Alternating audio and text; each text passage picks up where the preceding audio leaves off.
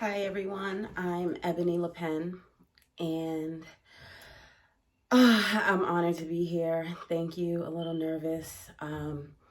I too am a mother of two young sons, and I feel like they are the reason I breathe and the reason that I do everything that I do better. And one of the big things and one of the biggest struggles, and since the beginning of acknowledging myself that I'm a survivor of sexual abuse, um, which happened after hitting rock bottom from losing my husband to murder. He was actually murdered across the street from me, which in 2016 was my actual rock bottom. But before that, I had been in Narcotics Anonymous and Alcoholics Anonymous since I was a child with my mother. So that's why I use the term rock bottom. That's where it came from. And for me, it didn't happen.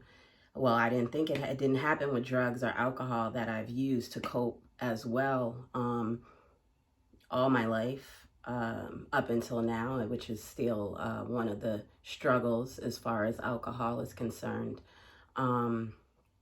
With just being the coping mechanism that was taught and passed down.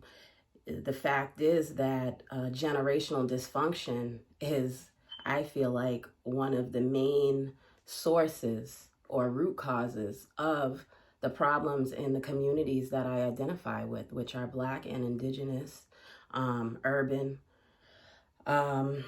So it's like, it's almost like in realizing that, it's not even your parents' fault or their parents' fault. It's like what happened to them and what happened to us historically has literally just damaged us, and no one's healing. So where I find my strength in the struggle of the transition of getting through all of these acknowledgments and hard emotions that come with acknowledging trauma. I mean, the amount of trauma that you see or that you feel, it's like half the time you don't identify with it, or I didn't identify with it because I had desensitized myself since I was a child. So it was just normal to me, normal life. And realizing at that loss of him when my whole foundation was shaken and I didn't have anything to stand on besides, being a robot mother, right? Who was like really literally working through shock and trauma every day and still making bottles for a 5-month-old and changing 3-year-old diapers. And, thank God for my family who were there, but they were also desensitized. I mean, but thank goodness for them.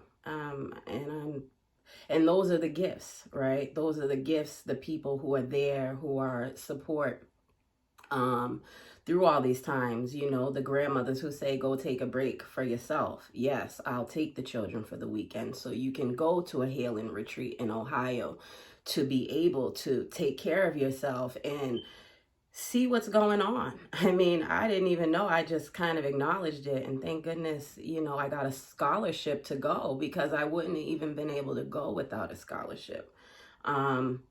I mean, I probably could have found the money, but when you're just surviving from, foot to mouth or check to check, you don't make time for healing retreats. It's like you don't even think that's possible. Even if you have $500 sitting there, that's for emergency purposes.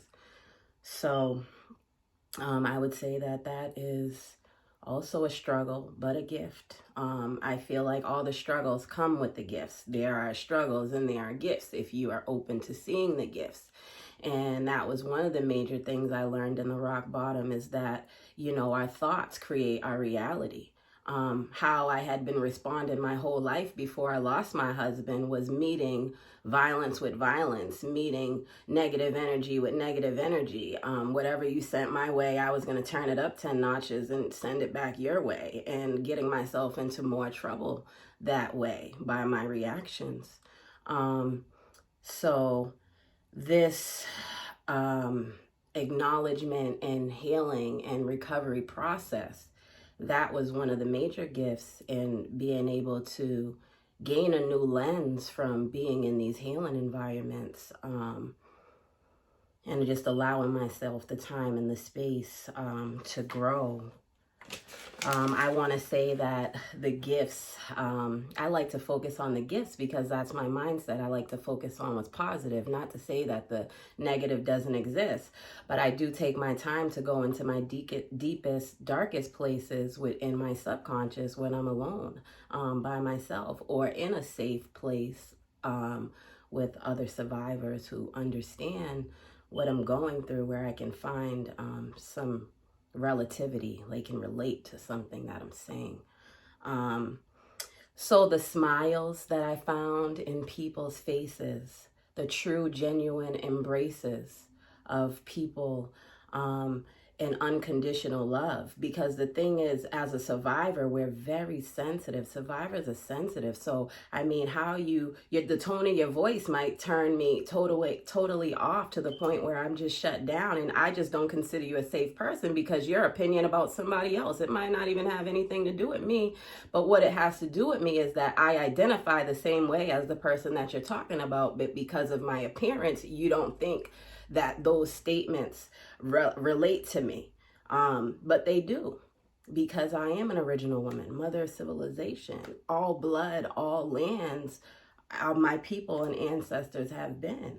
And so that's why we're all one. And I know that, and I believe that, and I am committed to creating intersectional conversations so that people can see where these intersections exist. Like, no, it's not okay to talk about another race with me because you think that I'm not that race. No, that's not okay. We have to do better.